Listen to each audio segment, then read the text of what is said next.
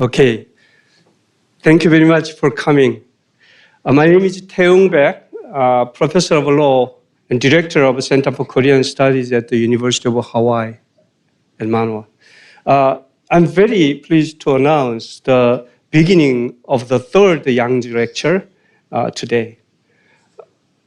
The second Yangtze lecture was hosted exactly 2 years ago in 2021 with Dr. Ha-Jun Jang with the title of The Political Economy of a Parasite.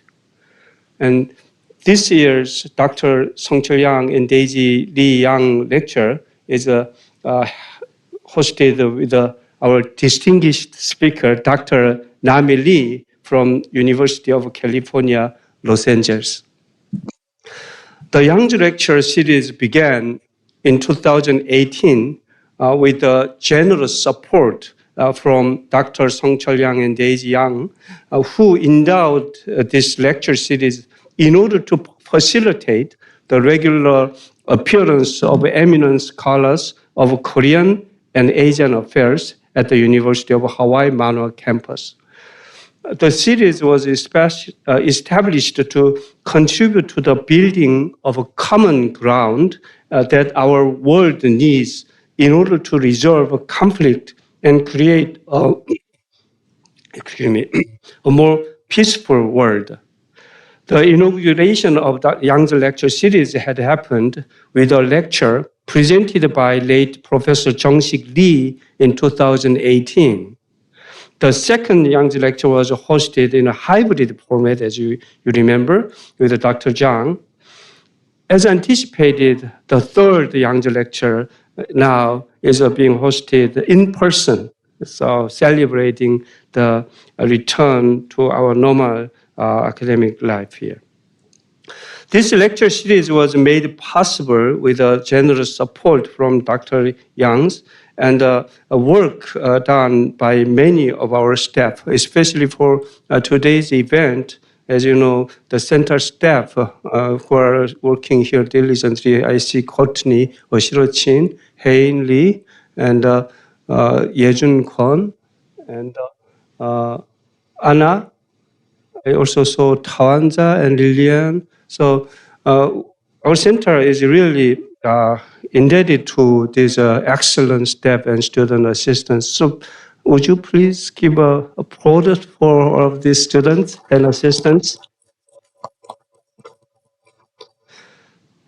So today for this event, Professor Young Park worked very hard to organize and also facilitate the logistical process, as well as greeting Professor Namhee Lee. So I will ask Professor Young Park, Professor of Asian Studies, will come and initiate the introduction to Dr. Lee and her academic work.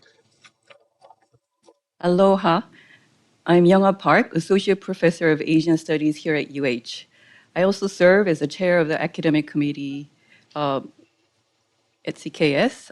It's both an honor and a pleasure to stand before you today to introduce a distinguished scholar whose expertise and contributions have significantly enriched the field of Korean studies.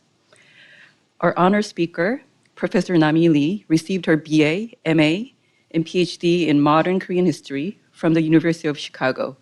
She is currently Professor of Asian Languages and Cultures at UCLA and is also the director of UCLA's Center for Korean Studies. Professor Lee is the author of multiple publications, but I'd like to focus my introduction to her 2 monographs that have sparked meaningful conversations in Korean studies and beyond. Her first book, titled The Making of Minjung, Democracy and the Politics of Representation in South Korea, is a sweeping intellectual and cultural history of the Minjung movement that emerged in the 70s and 80s in South Korea. This book is a remarkable political ethnography of South Korean political activism and puts the South Korean struggles for democracy and social justice on the world historical stage.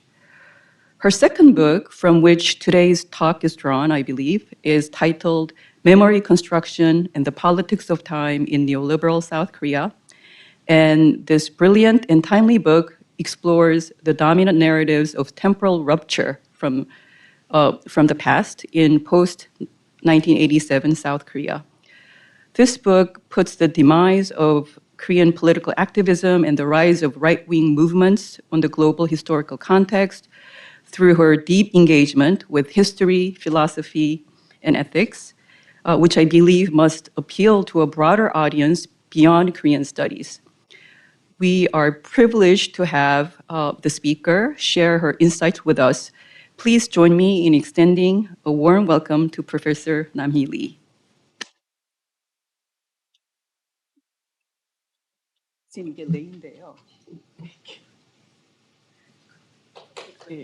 Oh, wow. Okay.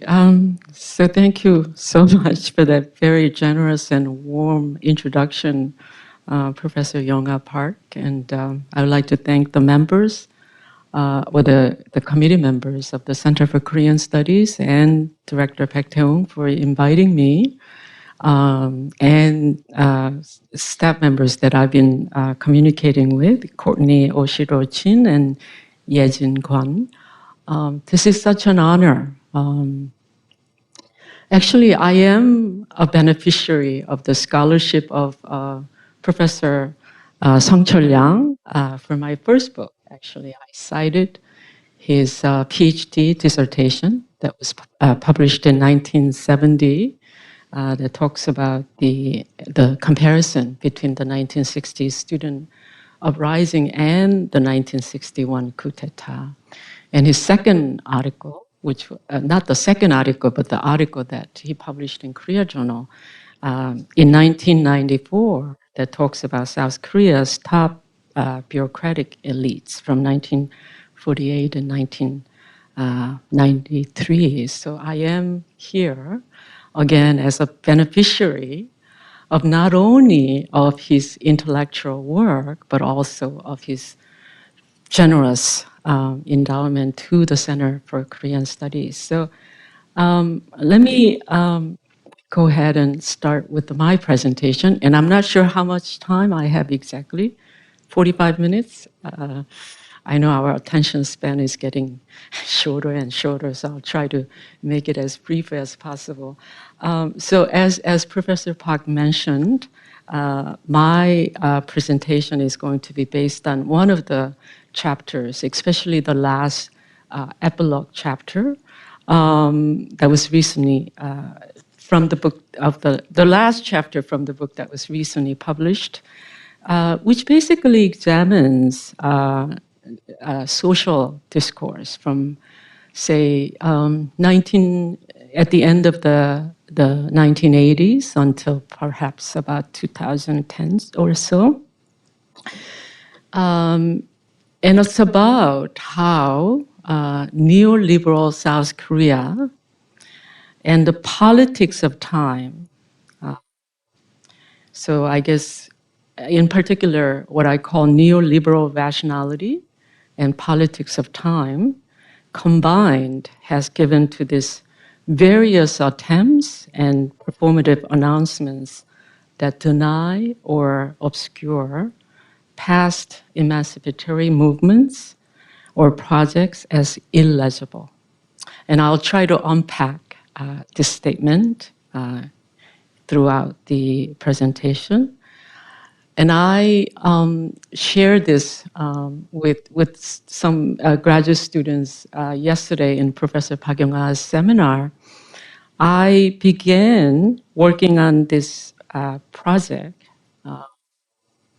when Korean society was waging historical debates that was so contentious and so fierce that they have been called a civil war.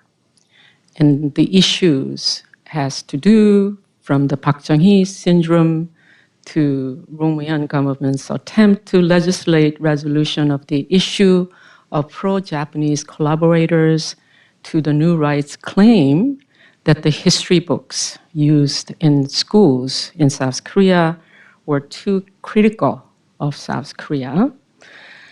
And so what I observed in these transformation in historical judgment in all of these cases is that they center on this notion that times have changed, hence the politics of time in the title of the book, right?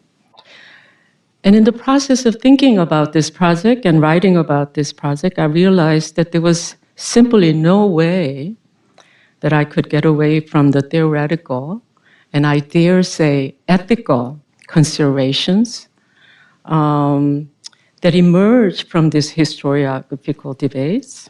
And I certainly do not understand all of the issues that there is to understand.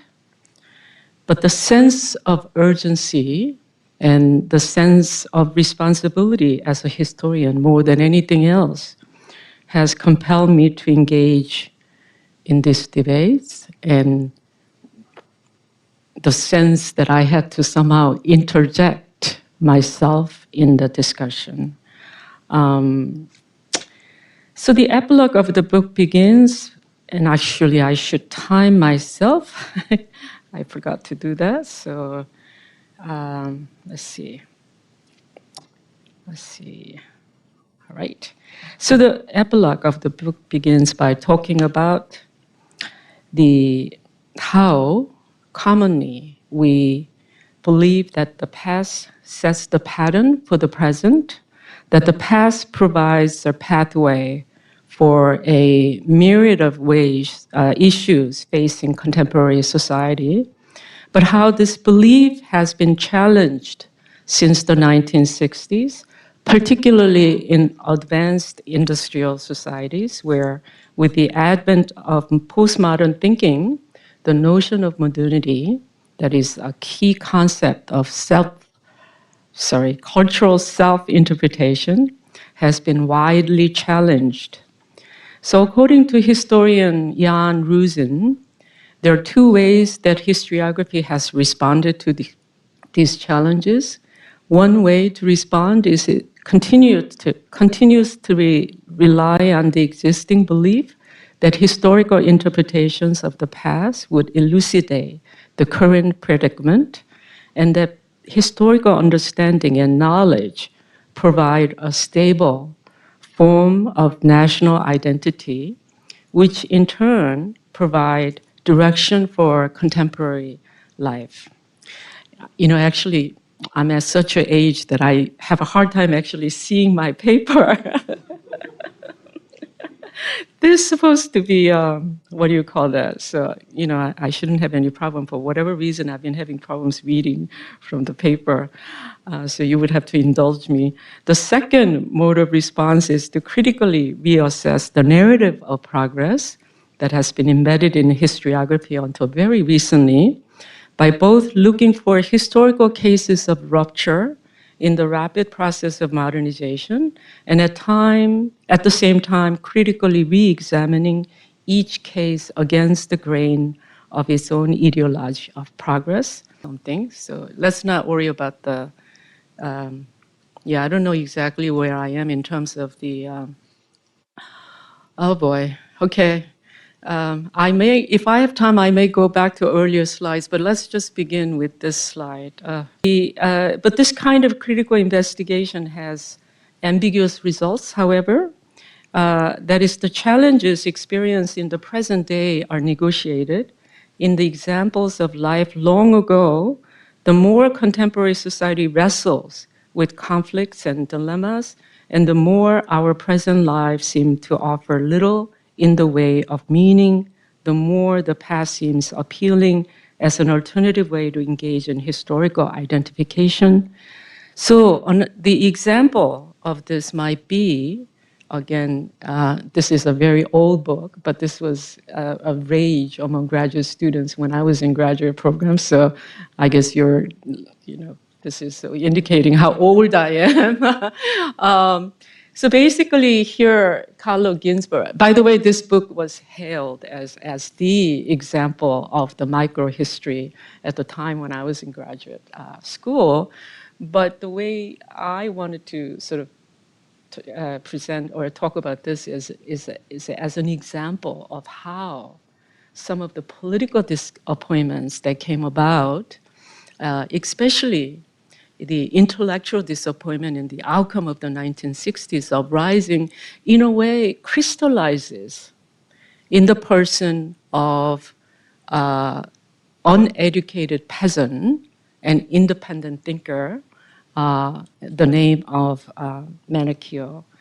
So Ginsburg finds that the origin of the radical materialist worldview of Manicure in an independent, in an ancient oral tradition, which he represents as popular culture of the 16th century.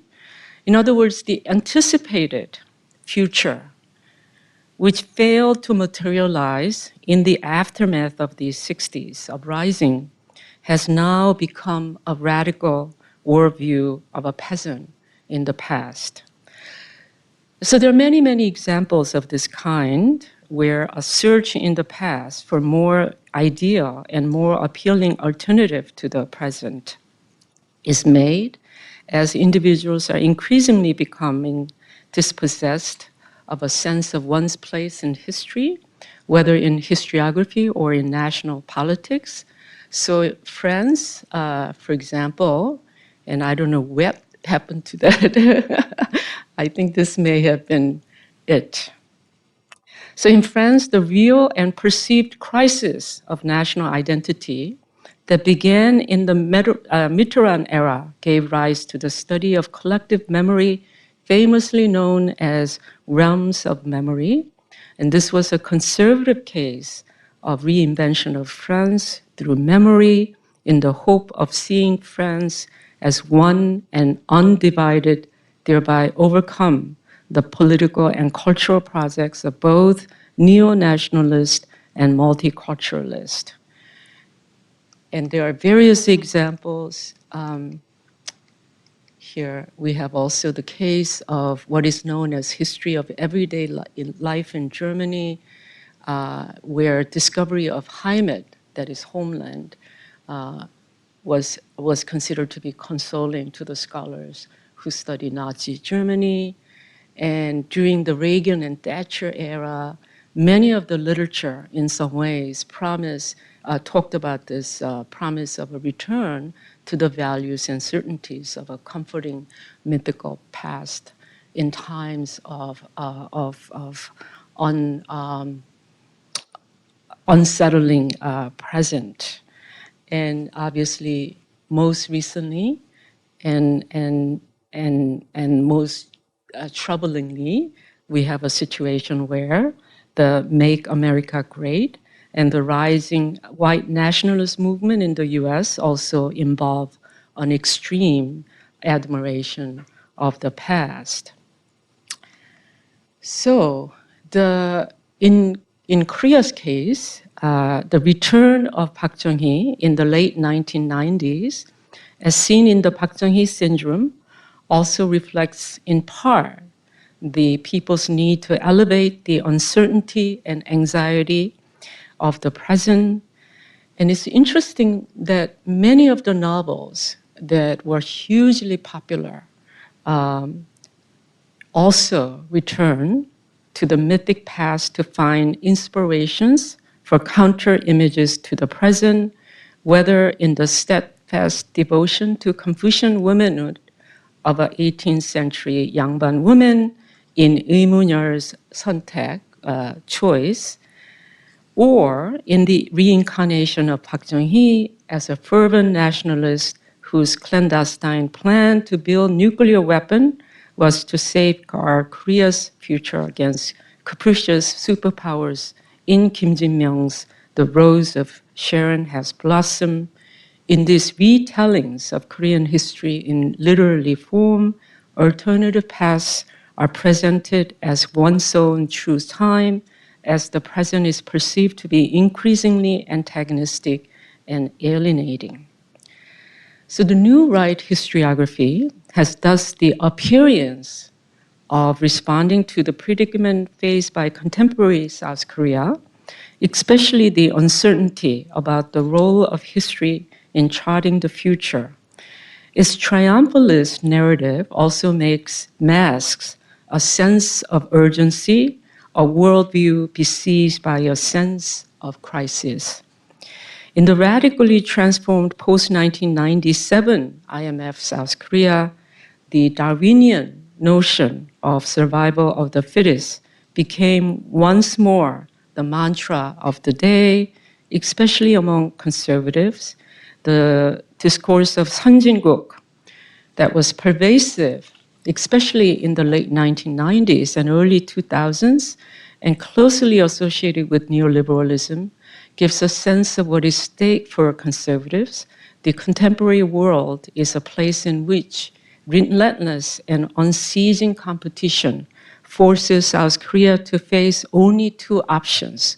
That is to aggressively participate in the limitless competition system or to join the group of grumblers falling behind the competition, unquote.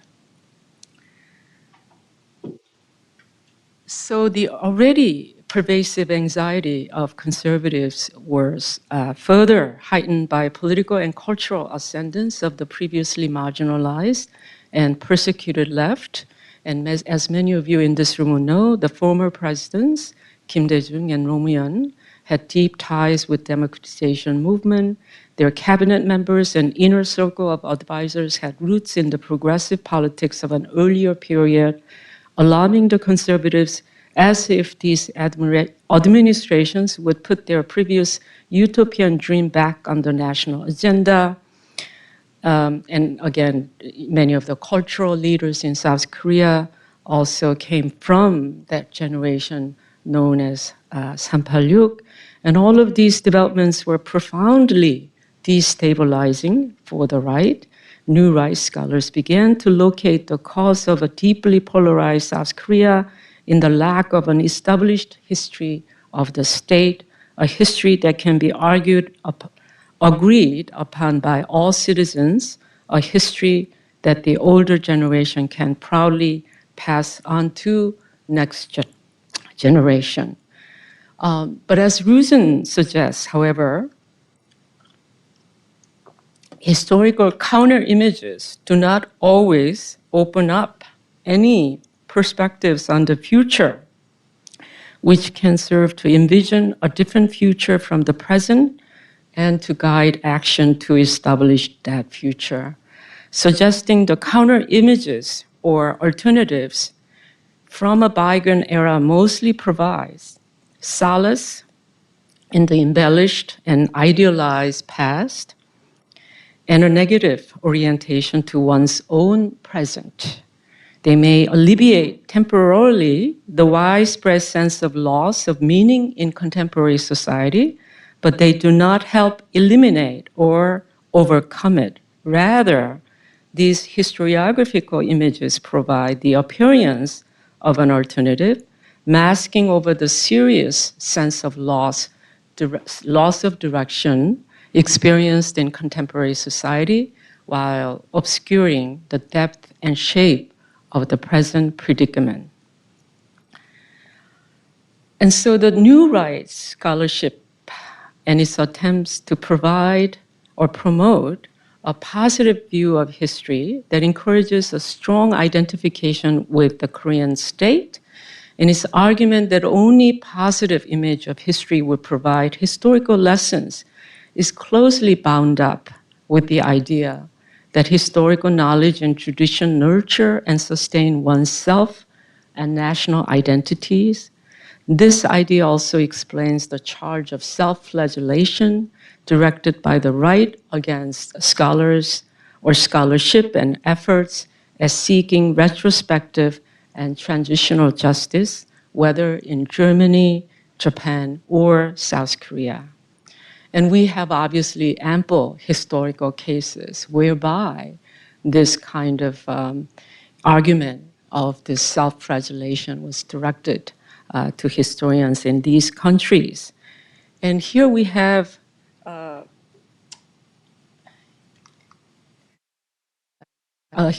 philosopher, Jürgen Habermas, who also deeply injected himself in this historical debate and suggested that we rethink the ancient topos of history as teacher and guide for living. That is, we usually think of learning from history if it tells us something positive, something worth imitating. Individuals and societies learn not only from positive experience, but also negative ones, and even from disappointments, he contends. To learn from history is not to brush aside any unresolved or uncomfortable issues from history, but to remain open to their ability to provide us with critical insight by providing history's counter evidence and shattered expectations. So this call to engage with repressed elements of the past to make possible their critical appropriation for the present recalls Walter Benjamin's idea of history as remembrance, Benjamin's injunction to brush history against the grain, and I will go into a bit more talking about his notion of this remembrance. And I believe that these insights have much relevance for assessing the recent historiographical debates of South Korea. So the new right's view of history as that which contributes to constructing one's cultural and national identity, which in itself may not be cause for concern, also engages in the politics of time. And here my discussion of politics of time is indebted to Jacques Rancier's suggestion that a notion of time that separates the past from the present functions as a principle of impossibility. And to Walter Benjamin's critical view on the notion of history as progressive, Rancière notes in the era of post-grant narratives, a seeming innocuous statement, such as times have changed, is effortlessly recast into a statement of impossibility. That is to say that the times have changed does not simply mean or denote an actual passage of time and the disappearance of things that had been present in that time period. It also denotes that the possibilities that had been imbued with the idea of time have become impossible, no longer belonging to the present and in the realm of what is possible. And as many of you may be familiar, for Benjamin, the view of history as progress was very dangerous for two reasons. First, this view reconfigures the history of present in a way that erases, distorts, or tones down subversive dimension. And second, there is a danger of historical writings falling into complicity with the tendency of the present, aligning with the dominant contemporary society. A critical view of the history is obtained when the view of history as continuous progress is rendered void, and when the historian and society sharpen the awareness of the past injustice and engage with the struggles of those who suffered defeat, their aspirations and dreams unfulfilled. So, many of the new right historians say that they are not interested in any kind of the present historical issues.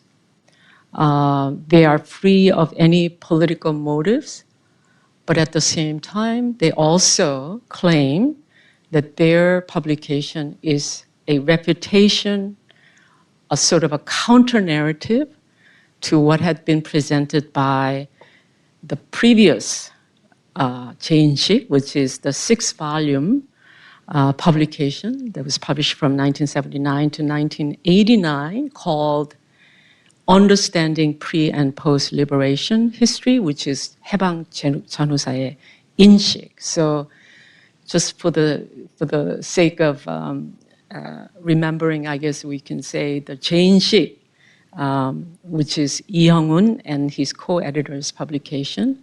So that's 제인식, and that is a reputation of 인식. So the new right's view of history, I claim, also engages in the politics of time. And obviously, I won't go into all of the details, and I'll just give some of the examples as to why I am compelled to make that argument. So if the 해방 전후사의 인식, the earlier 6-volume publication, was about reinterpreting post-1945 history in terms of binaries, that is the genuine nationalism versus mindless anti-communism and 민중-oriented democracy versus mere formal democracy, these historiographical binaries of previous decades came crashing down in the 1990s with the democratic transition and consequent demise of the Minjung movement, the breakdown of the Soviet Union, and most actually existing socialism, which, among other factors, in turn contributed to North Korea's rapid economic downfall. While North Korea was becoming an international pariah, South Korea has become one of the economic powerhouses of the world with accompanying political prestige in the global community. The contrasting trajectories of the two Koreas have become a core element of self-understanding as well as a measure of a historical consciousness and moral standards among New Right scholars. The divergence of two Koreas has also become the most critical element in reframing the narratives of Korean history by the New Right. And Lee Hyung-un characterizes these contrasting outcomes to be a case of justice. And I will go into it a little bit, but as again, just in case some of you may not know who Lee Hyung-un is, Lee Hyung-un is one of the 4 editors of that 2000 publication, the 재인식, which is re-understanding. And then, of course, he became a star in the neoconservative firmament, and more recently, the improved theory of the New Right. So the quote as to why he characterizes this contrasting outcome to be the case of justice. And this is a quote. Democracy and the market economy of South Korea started extremely precariously, but the promotion without limit of freedom and egoism, human beings' most inner qualities, have brought the highest degree of material and spiritual achievement since the beginning of civilization on the Korean Peninsula, and he talks about how the leaders were responsible for the establishment of democracy and market economy from 1948. Their establishing the Republic of Korea was an act of justice itself from the beginning, because their choice of the principle of democracy and market economy has been shared by humanity of the modern era and understood as justice through the experience of the long history of civilization, unquote. So I'm obviously providing only the truncated quotes, so it might not make much sense to you. But according to Lee Hyung-un, South Korea was established by a few prophetic leaders on the principle of liberal democracy and market economy, which global history of the modern era has shown to be a successful case of historical development, a conclusion reached presumably in the aftermath of the collapse of the Soviet Union and the Eastern European Socialist bloc. If Hegel's idea of history was to reveal the truth of the human spirit, Lee Hyung-un sees freedom and egoism as the truth of the human spirit, with South Korean state as its carrier. Aside from Lee Young-won's essentialist notion of the subject, whose inner essence is unchanging, a teleological logic where history moves forward a predetermined goal, and the absence of global and national context in his analysis, this narrative is also exclusionary, erasing the suffering and the pain of the past generation. An erasure of the past generation's suffering is most evident in the recent publication by Lee Young-won and his fellow New Right scholars. In the 2019 edited volume, Anti-Japanese Tribalism, contributors present the colonial period without colonialism. Few topics bring into relief the new rights display of the arrogance of those who come later, that prints itself with the notion that the past is dead and gone, as clearly as the volume's discussion of the Japanese colonial period, dismissing military sexual slavery or forced labor as a product of Koreans' distorted historical consciousness and Koreans' innate propensity to lie. The New Right scholars reconfigure the comfort women and those who were conscripted forcefully for other forms of industrial labor as exclusively as Homo economicus.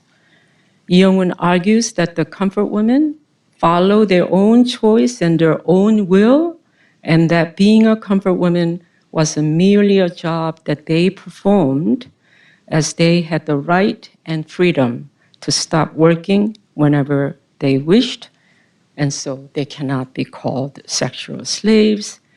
And my use of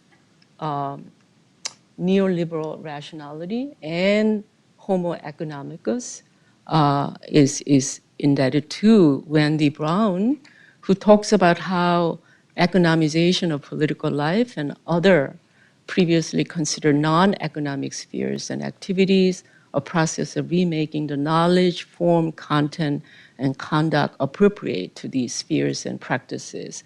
So the neoliberal rationality disseminates the model of the market to all domains and activities, even where money is not at issue, and configures human beings exhaustively as market actors, always, only, and everywhere as Homo economicus. And this is the way I also use the notion of Homo economicus. So the aspiration for empirically robust and balanced scholarship, and Lee Young-won repeatedly states that history needs to be scientific and that history is science and can only be science. And to correct what the New Right scholars consider to be too narrow a nationalistic interpretation of the colonial period is not at all my contention. Providing more facts, more empirical research on the colonial era or on the post-1945 era, however, does not resolve the issue of how individuals, historians, and society as a whole should regard past injustice, new and more facts, while promoting further historical discourses and historical awareness, do not by themselves lead to truth, not least because there is a lack of a rule of judgment, as Jean-Francois Lyotard, has discussed in a different context, that can equitably resolve conflicting interpretations of different sides. So in his book, Different, Lyotard develops a very powerful argument of how the empirical demonstration of facts, in the case of the denial of Holocaust, for example, further drowns out the pain and anguish of the victims, that the wrongs experienced by the victims cannot be presented adequately in contrast to litigation. A victim is not just someone who has been wronged, but someone who has also lost the power to present this wrong.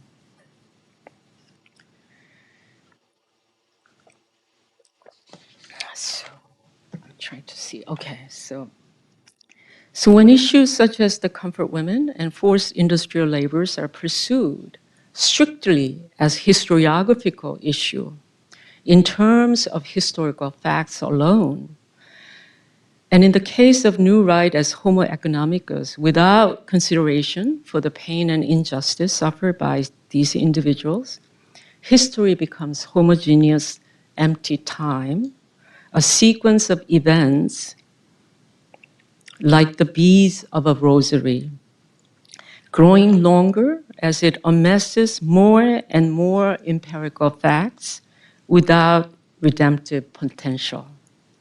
So how do we engage with the past that for the victims of the injustice is not and cannot remain a part of the past without getting mired in hopelessness and negativity, but in a way that brings the society together to work toward a horizon of possibility and hope, to be able to envision a shared emancipatory present and future. The importance of engaging with the past is underscored by the fact that the victims, the suffering and pain of the past generation is not limited to the victims of injustice, but also extends to immediate families, friends, neighbors, and to the anguish of the entire society. Sociologist Grace Jo traces how the profound trauma of the Korean War is unconsciously passed down to next generation through silence and secrets, how Koreans living in the United States also have suffered from traumatic effects of the accumulation of unacknowledged grief of the Korean War. And so here, the previously mentioned Benjaminian notion of remembrance, I believe, offers some insight. And for the longest time, I've been sort of preoccupied with this painting, Angel of History. I'm sure some of you are familiar. And for the longest time, I've been trying to figure out exactly what it means by the very well-known passage. The angel would like to stay, awaken the dead, and make whole what has been smashed. But a storm is blowing from paradise. It has got caught in his wings with such violence that the angel can no longer close them. The storm irresistibly propels him into the future, to which his back is turned, while the pile of debris before him grows skyward. This storm is what we call progress. So obviously this is from his well-known ninth thesis, written in 1940 as Europe was being engulfed in the catastrophe of Nazism. Benjamin was seeking to capture the sense of endangerment in his famous image of the angel of history. This painting is Paul E. Not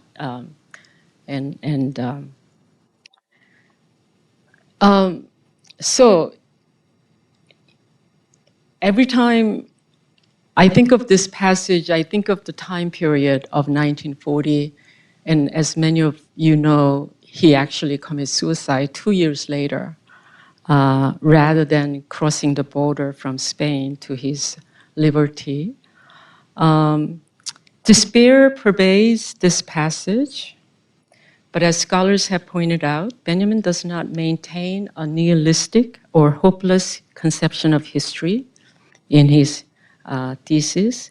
For him, it is in the present, what he calls now time, that the possibility of redemption, however faint, resides. With this notion of redemption or the idea of remembrance, Benjamin challenges the regime of historicity by suggesting a different relationship with history, a different historical temporality. For Benjamin, the kind of utilitarian view of the past, the kind that increases the accuracy of our inferences and thus our knowledge of the future, the kind that is usually invoked as the reason for remembering the past, which also involves the belief that history is continuous, stems from the mistaken idea of historiography as progressive and objective, what he calls historicism. So Benjamin instead proposes that historians brush history against the grain. Historians are urged to be in solidarity with those who have fallen beneath the wheels of the development that is usually viewed as achievement and out of which triumphalist and national ethic is crafted. So for him, as I mentioned before, history therefore is not a continuous accumulation of homogeneous empty time, the sequence of events like the beads of rosary, which keeps accumulating more information void of redemptive potential. But time filled full by now time.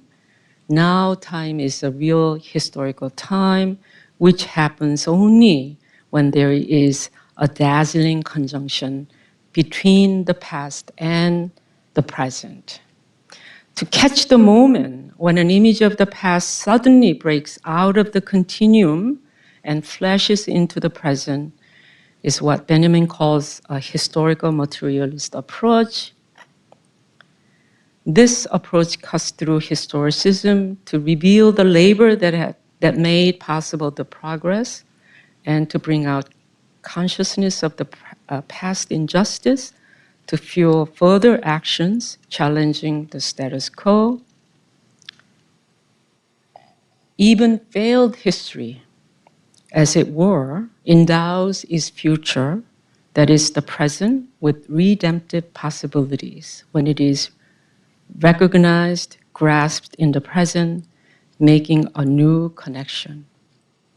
That is, redemption is a task assigned to the present by past generation, a moral claim which the past makes upon the present, a point that I return later, but I don't know if I have time, because I want to actually talk about how this notion is very central to the recent attempts that are being made by historians and many scholars and community activists and social organizations to think through the issue of restitution of historical injustice. So very briefly, historian Berber Babinetz, in particular, argues that to seek retrospective justice for the victims of past injustice does not have to lead to negative effects. That is, retrospective measures such as reparations for the victims of past wrongdoing or nation's admission of its own guilt does not have to come at the cost of future-oriented politics or utopian and emancipatory visions for the future. I don't know why. Oh, okay, I have 2 minutes.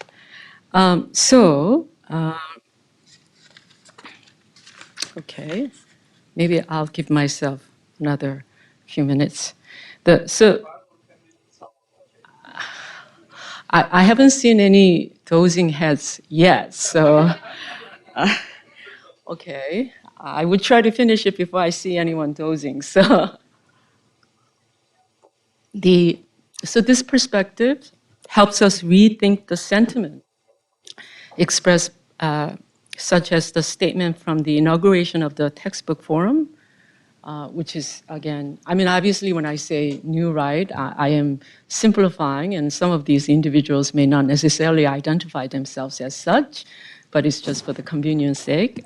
Textbook forum is led mostly by new rights scholars.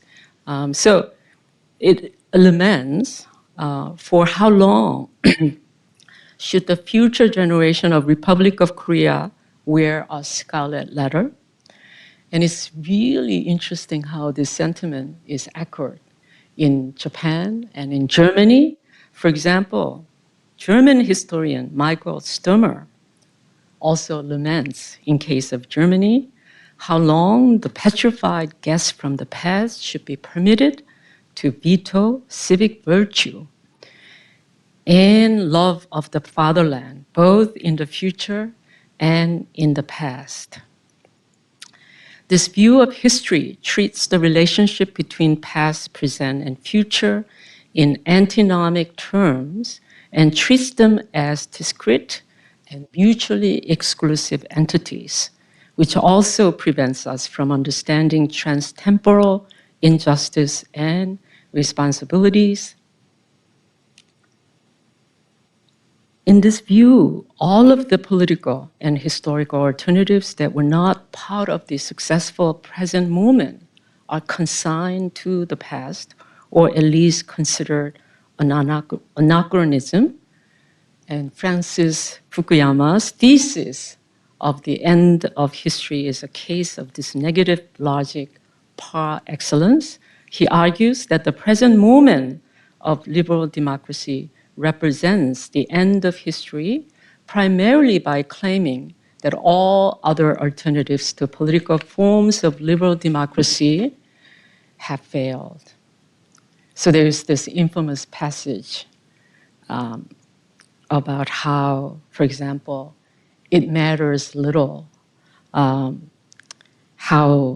what strange thoughts occur to people in Albania or Burkina Faso, for example.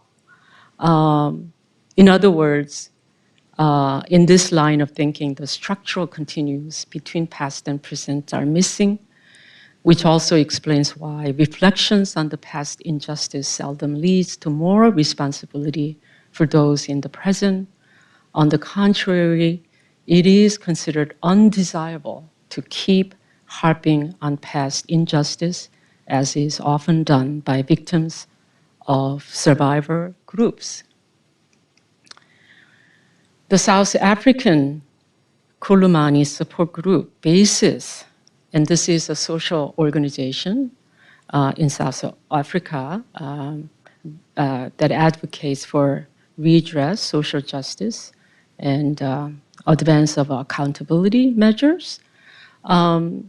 They obviously base their ongoing struggle for justice on the argument that for the victims and survivors, the past is still in the present. And for the mothers of the Plaza de Mayo in Argentina, and for the families of the missing during the Gwangju massacre, even after more than 30 years or 40 years, the disappearance of their children and loved ones cannot be consigned to the past. They resist such dualist visions of temporality and even notions of temporal distance. They reject the idea of past, present, and future as discrete and mutually exclusive categories. Okay, so the returning to South Korea's New Rights Scholarship to dismiss the demand for redress for comfort women by arguing that the comfort women system was part of the age-old history of humankind and that its practice continued into post-1945 South Korea is not only to dismiss the physical violence the women endured, but also to engage in epistemic violence that consigns the lived experience of individuals of comfort women as no longer relevant for the present, thereby creating distance between one's own present day and the allegedly past event. This kind of politics of time, which performatively designates what they perceive as undesirable phenomena and persons in the chronological present to the past, is not limited to New Rights scholarship.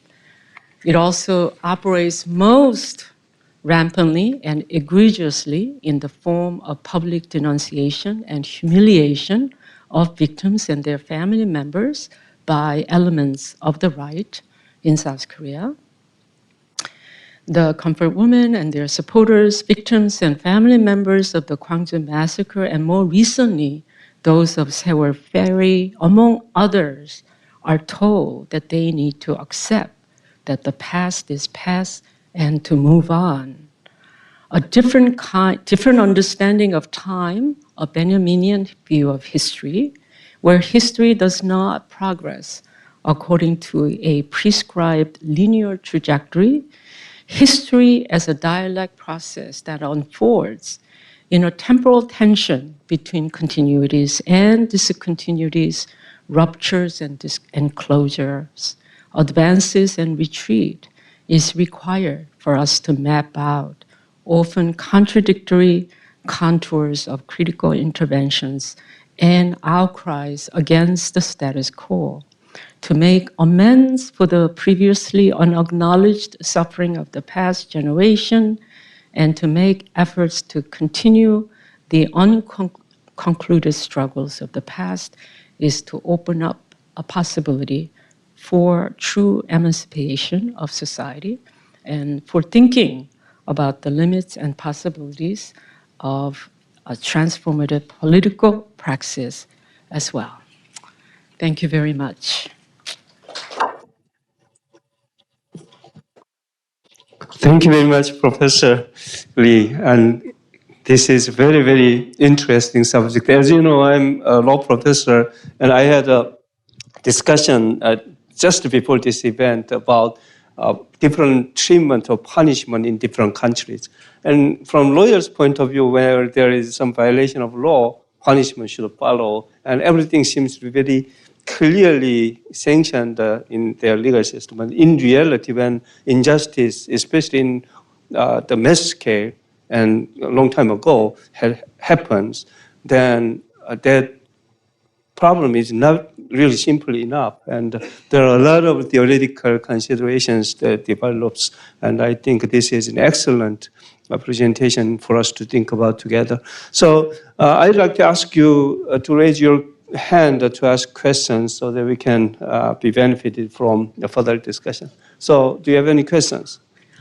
So may I just mention something that I didn't have chance to mention, which is, and just to dispel any kind of misunderstanding about this, the 해방 전후사의 재인식, that is the re-understanding, the 2006 publication. I do not necessarily suggest that the whole 2-volume is a new right scholarship. There are 20-some contributors to this edited volume. Some of them actually didn't quite agree with the editor's there is an editor's introduction part, which I think is the most problematic. And so I don't want to create this misunderstanding that I characterize the whole 2-volume publication as new right. Because I should. Thank you so much. Really evocative of so many areas. So I have a question about this notion of neoliberalism affecting memory politics and memory formation. So behind Lee Young-hoon and the new right leaders, there is of course the masses. The current president of South Korea, Yoon, over 50% of males between 30 and 50 voted for him. And it seems like, kind of like the Trump effect here. There are groups of South Korean males who feel some kind of injustice being left out, poor working class groups especially, and students who do not compete and advance within this system. And yet their argument seems to be leaving out capitalism as some kind of a grand blame. It seems like capitalism is not even in their kind of vocabulary as a source of blame, because maybe it just feels too abstract in a way. But But your core argument here is that there is some kind of function of neoliberalism here in how even the underprivileged class of South Korea are creating their new memory. Is this what you're saying? So we're not just talking about elite thinkers like Lee Young-won, but also like the underrepresented working class who are supporting the right movement. Okay, so as I feared, you're raising this issue that I actually haven't been able to deal with. And there was a question, a similar question yesterday in the seminar. What about when you talk about new right? I am mostly focused on these very few intellectuals and their sort of knowledge production. What about the rest of the people? You know, Ilbe and many other, and as you suggested, more than 50% of the Korean public voted for the President Yoon. And so that's one of the shortcomings of my book. I just wanted to focus more on the notion of neoliberal rationality affecting knowledge production. So that's my sort of major concern in some ways, and how that neoliberal rationality sort of conjoined with this notion of the passage of time that has allowed for different interpretation of Korea's past, right? So the passage of time, because if you look at very carefully, I mean, perhaps it was just me that I had predetermined notion about what this is going to be all about, but it is really striking how there's this really pervasive sense that we have to move on. And so the Jae-in-sik is all about how the former leftist nationalist historiography does not necessarily respond to the fact that South Korea has moved on, right? That their analysis no longer matches with the contemporary reality of South Korea. So this notion that times have changed, to me, is very much operating in the kinds of the historiographical debates that are taking place. And so that's something that I focus on. So so as you rightly pointed out, I'm not focusing much on the mass of the society, if you will, because I was afraid that that's just going to be. I didn't want to go, the rabbit hole of just tracking all of the different various manifestations of neuro. So I'm mostly concerned about making this argument that when we consider neoliberalism, we tend to talk about political economy and not necessarily about knowledge production. And I think that's in South Korea's case of new right, at least in the way that they present human beings, the past historical actors, I mean, they mostly present human beings as Homo economicus, right? I mean, look at the way they talk about, for example, the comfort woman. Sorry. Should I repeat? So I'm having a hard time sort of keeping the right distance because it creates. So okay, perhaps I can share my thoughts later individually about the question. So I don't know that if I answered your question necessarily, but Thank you very much. because I think again and again, just given the scholarship that we have about neoliberalism, it's very exclusively. I mean, so far, obviously there are works being conducted, but I think so far this sort of notion of neoliberalism is affecting the political economy, as opposed to sort of the knowledge production, right? So.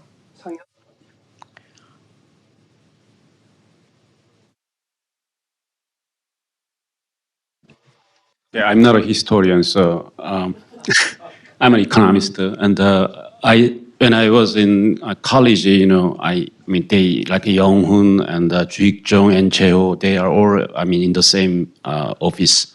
So I also Naksongdae 연구소, so I attended there every week. So when I look at what they study and how they study, first of all, they study a lot. I mean, much more than I do. So I'm not an, economic historian. So they use a lot of actually kind of literature and evidences and numbers, which was created under Japanese, occupancy. So I wondered why they use it, because they must be manipulated, right? So I mean, when I especially recently read this 반일 종족주의, I was really disappointed in the same thing, same idea. So, but at the same time, I wonder if, what is the methodology when you have evidences and numbers or some literature which was written in the past? How do you interpret? How the historians interpret and how do you accept? So I'm talking about like a methodology. How do you take it as a given? For example, like 제국의 위안부, right? So the comfort woman and imperialism, like Park Yu-hwa, right? Recently, the Supreme Court actually overruled the decision making by the court because somehow that's probably not what Park Yu-hwa wanted. So she's not a historian, but she has academic freedom, right? So she interpreted something using her academic freedom. And so she wrote to something. Of course, she's not a historian. She's more like a Japan specialist, right? So how do you decide or judge somebody written on history, without like ideology, without neoliberalism? So it's like a publication bias, right? Even in social sciences, students write a lot of paper, but they just publish what they think is right. Okay, so in history, how do you judge or evaluate that somebody actually someone actually non-historian write based on their idea and their belief or their evidences? It's actually a very simple question because I'm not a historian, okay? I tell you, what you're asking is not at all a simple question. It's a huge question that still occupies many of the historians. I wanted to begin by saying that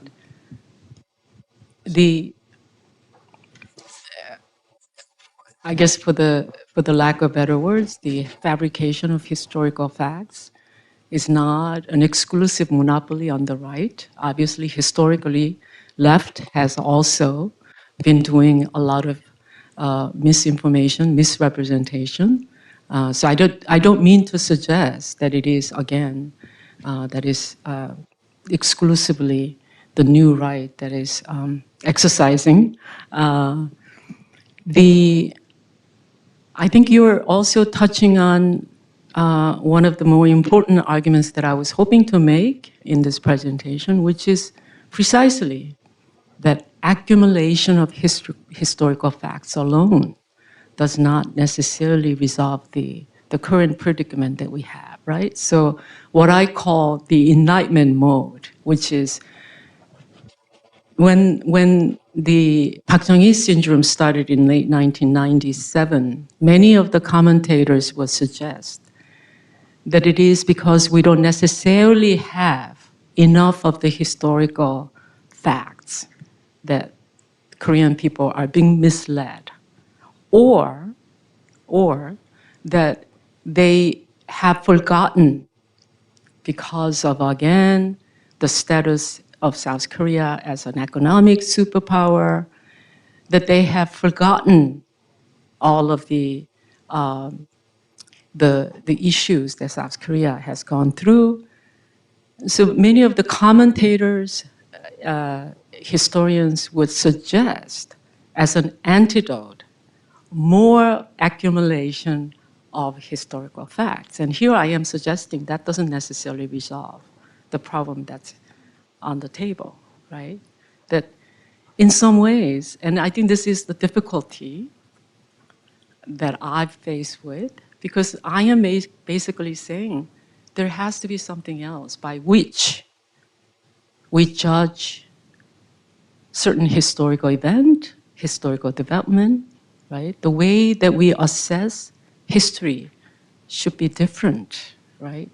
And that's where this notion of the, again, different temporality comes in, at least for me. And again, I'm not sure, how other scholars would think of this, but I mean, obviously I'm not I am certainly not the very first to make that kind of claim, but I am revisiting some of the claims that were made by earlier thinkers and philosophers to suggest that when you think about, again, this transtemporality, right, then we cannot simply consign what has happened as the past. They still continue to live with us, right?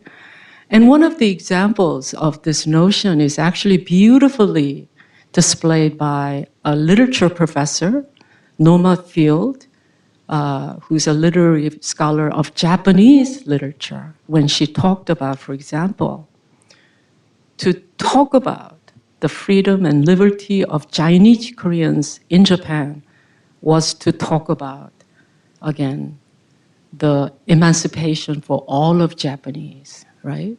So if we, on the way here from my hotel to campus, I saw the sleeping tents of the homeless people. And of course, that's a very, very common phenomena in LA, where I am from.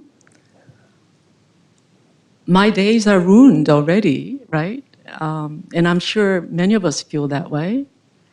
I am not truly liberated when I see that. I'm not truly emancipated.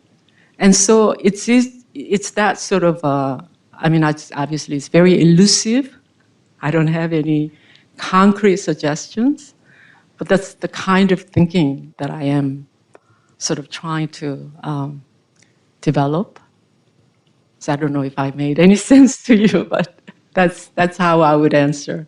Thank you very much. Do you have a question or not?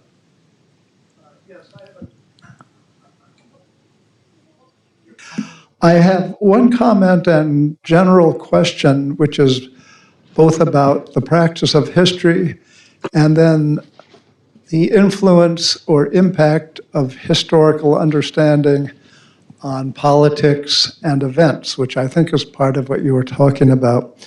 I'm familiar with some of the New Right historians, and I've examined some of their work, and my own past as a historian looked at similar issues.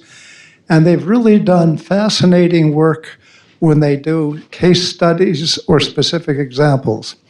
And part of the reason they're doing that is I think they are reacting against historiography and historical studies that may, to my point of view, not look closely at the data, but summarize things in a way that can be misleading. So I have great respect for their work, but my main question for you is part of what I think this Panil Chongjokjui and other work by the New Right is, I think what they see is they are reacting against a use of history and say history boiled down not to a careful analysis, but to a slogan. And its impact on not only politics within South Korea, but relations with North Korea, relations with Japan, relations with the US and other countries. And if they're arguing to say, let's look at this history more closely, I think part of what they're doing is reacting against what I would consider political manipulation of, say, of slogans rather than historical analysis. Thank you. Thank you very much. No, I think absolutely you're right in some way, and to a certain degree, but only to a certain degree.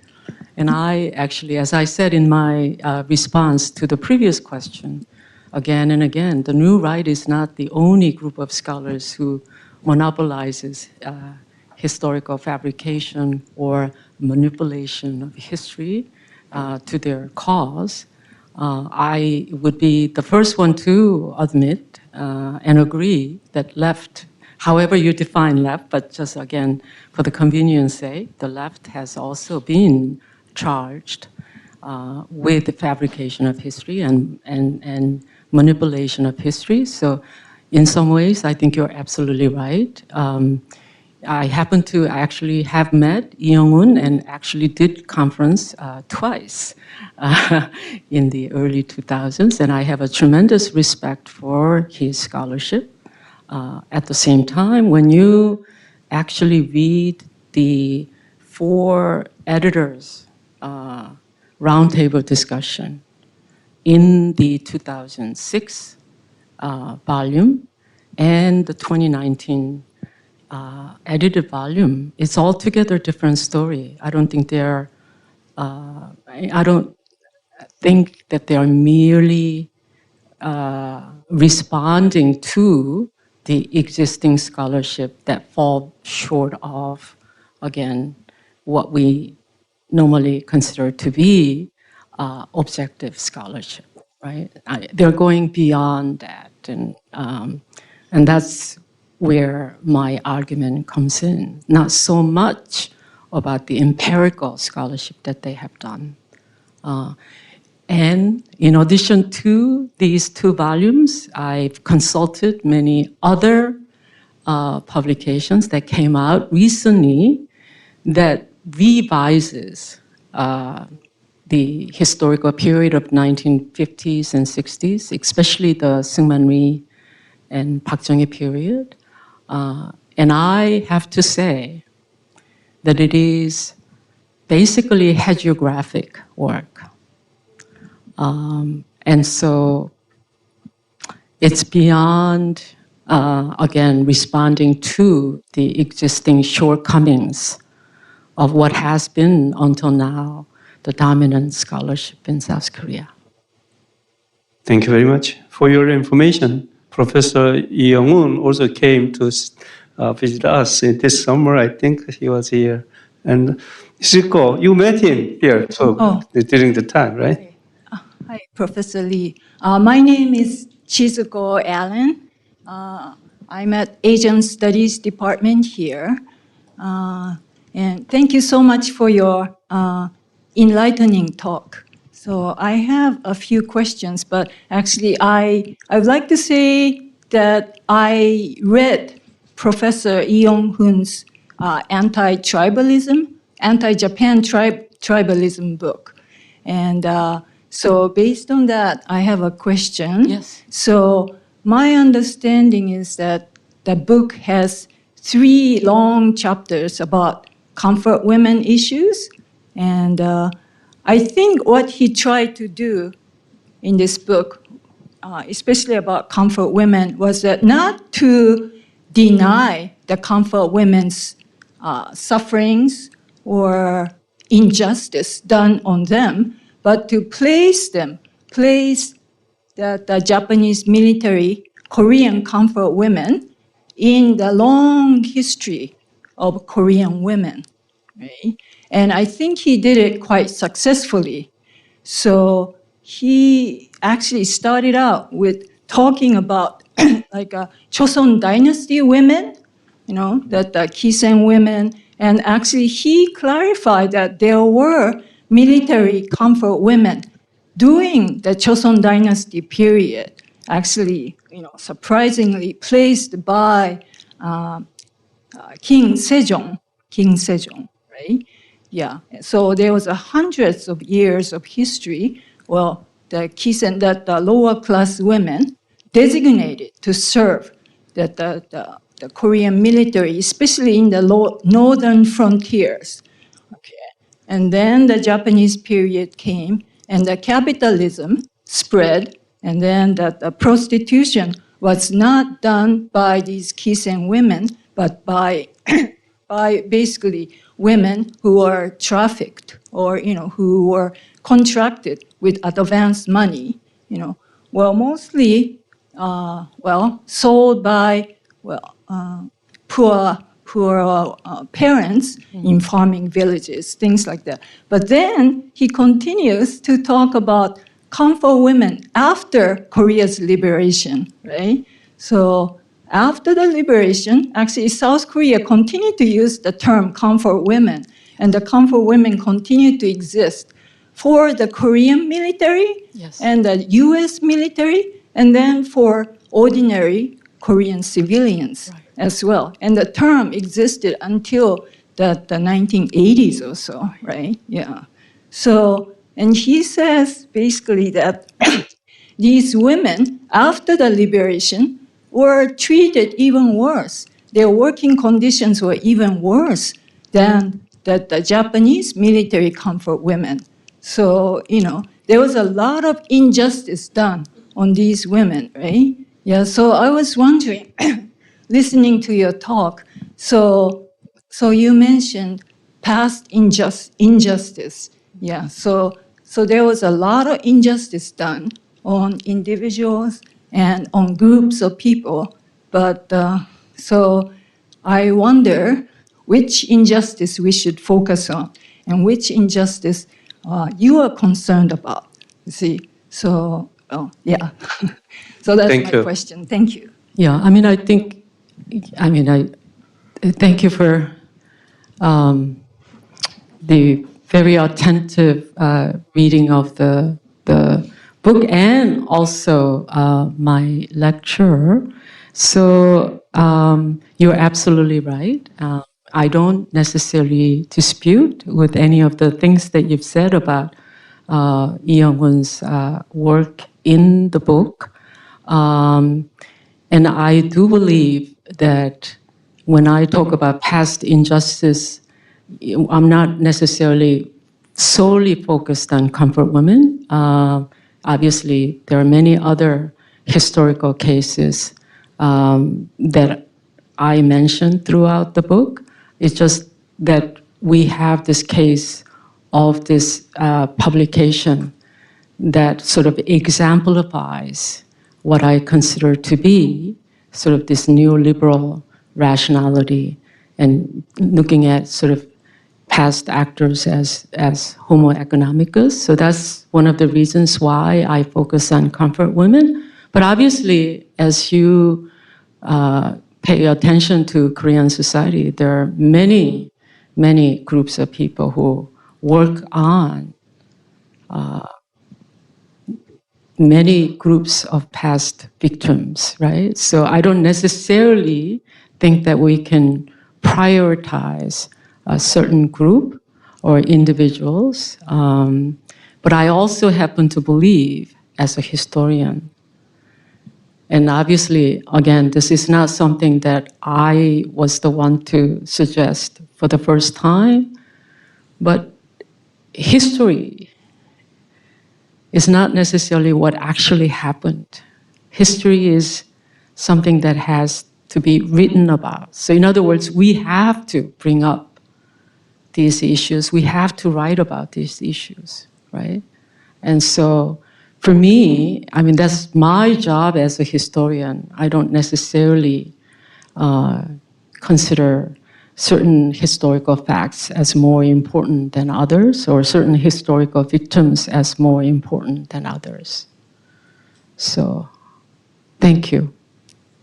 So as you know, while this talk is going on, we have an exhibition showcasing of Korea Times Hawaii that compiles the newspaper issues from 1973 until 2010. And we also did digitalized newspapers published in Korean from 1909 until 1960s. So my question actually goes to this. So to digitalize, to make resources available is one thing. but interpretation of the past may be another. So do you think that reinterpretation of the past should be done every day, every time? And is there any kind of permanent standard that we should rely on in doing history? What do you think? The reason why I'm asking is because while doing this work, I thought Hawaii is a very important place for Korean independence movement and the process of developing Korean identity. And those material itself says something. But it may not be enough, right? So there should be some kind of way of writing history, and how. And if it's all different, depending upon historians, in terms of interpretation, it's really problematic. So how do you say about that? I'm not a representative of a historian. I'm here merely to give a talk on my own research. You're asking too much of me, actually. Right? I mean, it's something that obviously that needs collective response. I mean, to be honest, I was more focused on. I mean, yesterday I was talking about my second chapter, which has to do with what is known as a literature of reminiscence, and I was talking about how, as a historian, I felt that it was important to building an archive when there is no real archival material present, right? So what you're doing is to construct this archive, which I think is really one of the central tasks. So you've done that, and you just have to, I don't know, but I mean, it's just, we have a Harrison here, you have a historian here. We have to believe that our profession has done a good enough job to have certain standards by which individual historians would abide. That's what we count on. Sort of to have this kind of collective responsibility. Other than that, I mean, it's hard to come up with anything concrete. I mean, Ned is a historian, aren't you?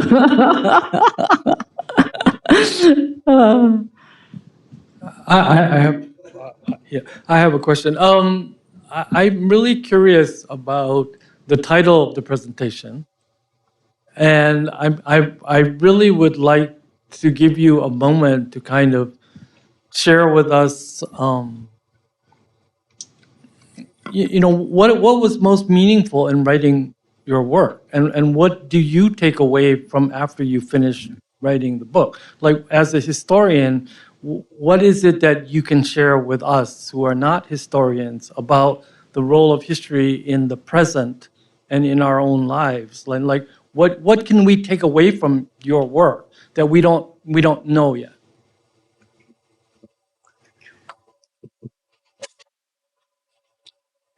Boy, you're a challenging bunch. All these very hardcore questions.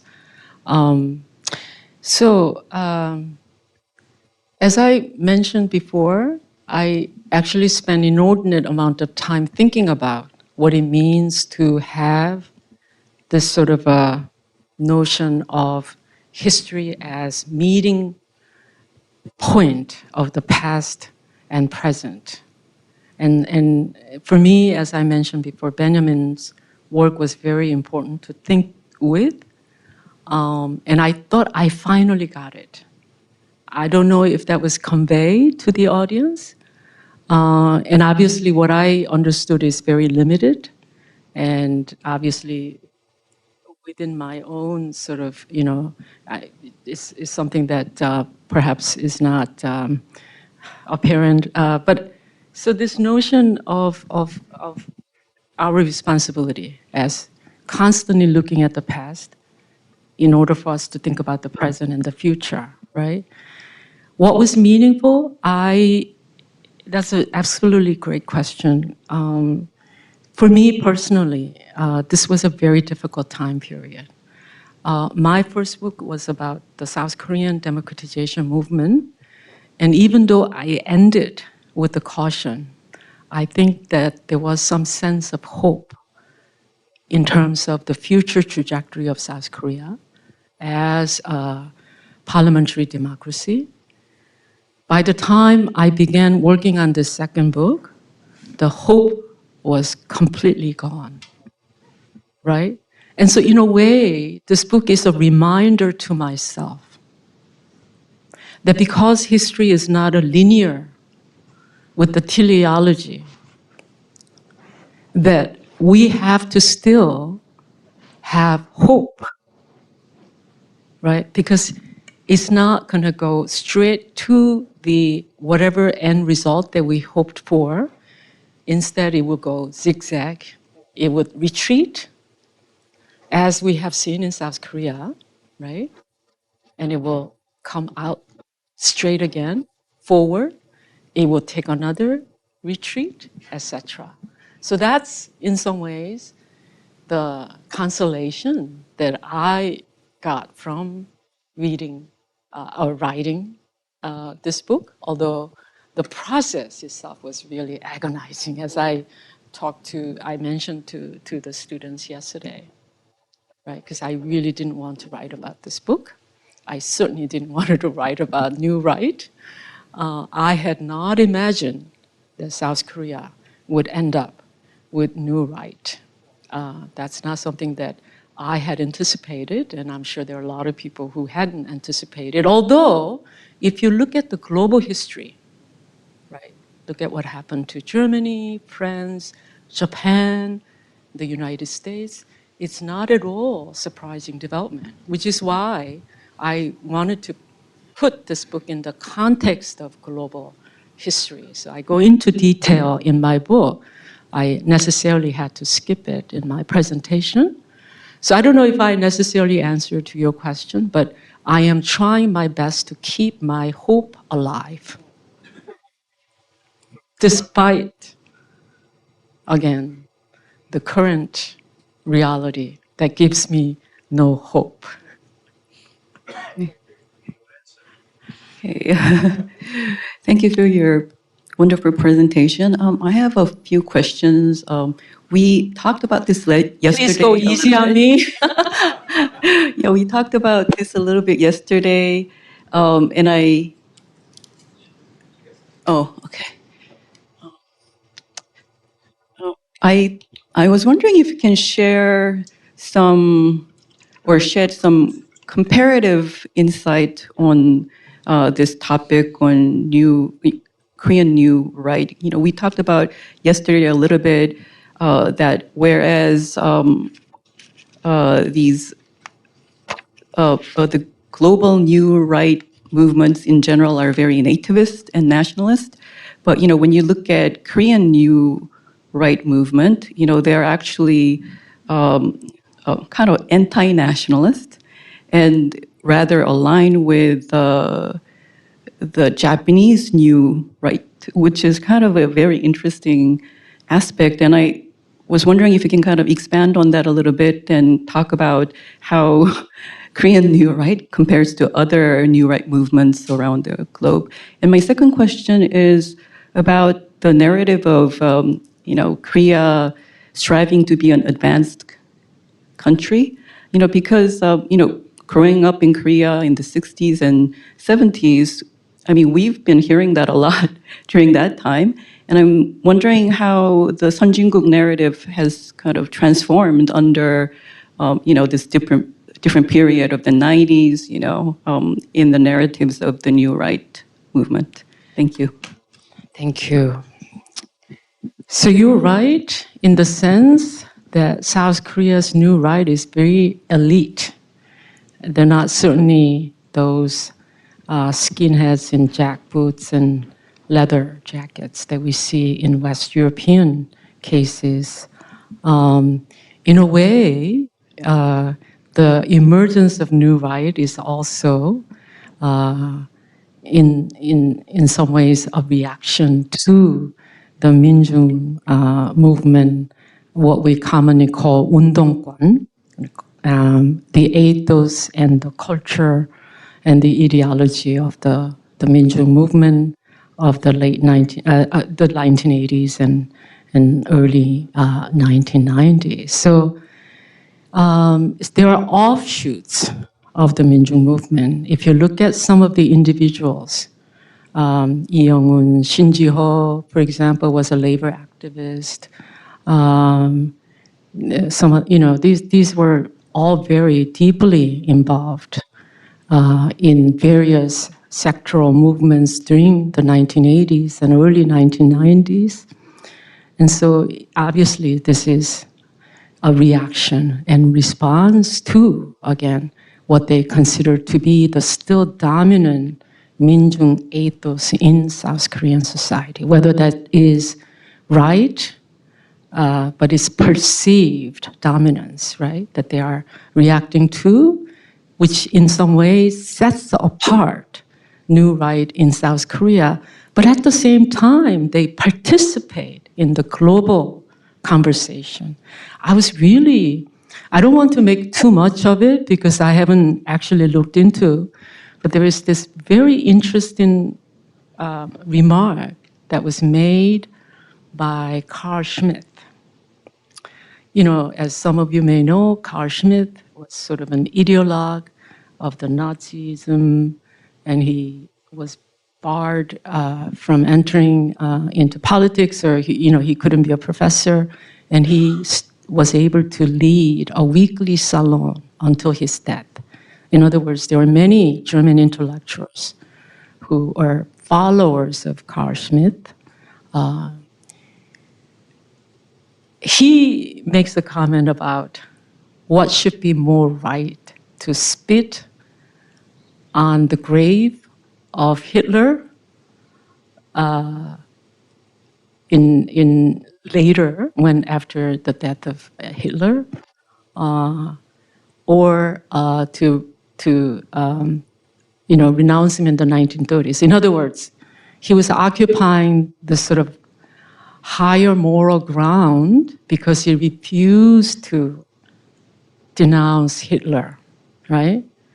And so in some ways, the similar things are happening in South Korea. And I'm not, again, I have to look into this very carefully. But if you recall, the biography of Park Chung-hee, the 10-volume biography, is also Spit on My Grave. I didn't know there was so much spitting involved in South Korea and Germany.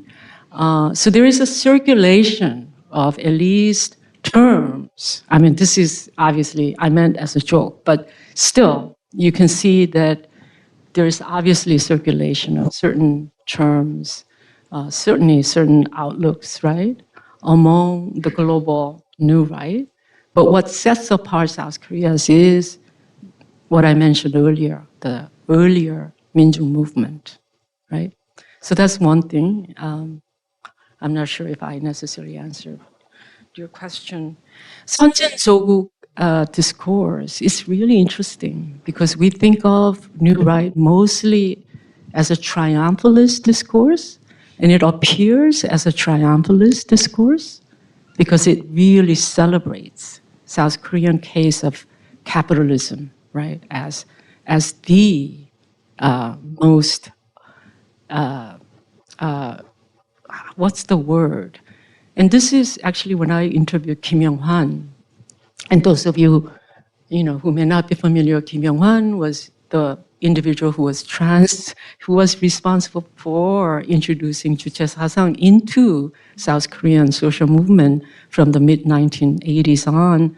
And then, of course, by 1990s, he becomes, again, sort of anti-주체 사상 group and later sort of New Right. But for him, someone like Thatcher, interestingly, not so much Reagan, and I've been wondering why that is the case, is the prime example of the political leadership. So in other words, South Korea's capitalism was the kind of capitalism that made South Koreans now with the burden to make sure to, again, have other countries sort of emulate. So it's a white man's burden transposed to the South Korean case.